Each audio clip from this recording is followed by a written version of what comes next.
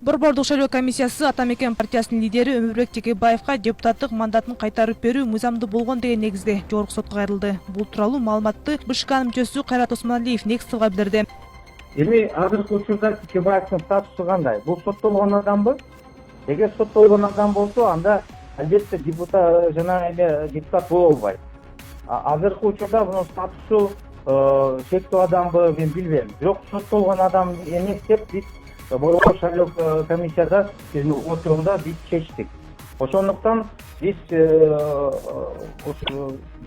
депутат Текебаевдин укугун, айрым укугун коргоп кайтарып бердик эмесин, мандат.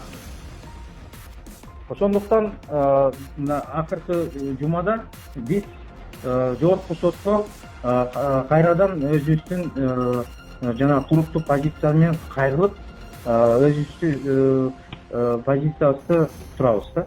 Белгилей кетсек, буга чейин Бишкектин административдик соту Текебаевга мандат мыйзам бузуу менен ыйгарылган деген негизде БШКнын чечимин жокко чыгарган жана ага ылайык Бишкек шаардык соту чечимди күчүндө калтырган. Ал эми соттун бул ишке кайрылышына жарандык активист Темирлан Ормуковдун арызы негиз болгон.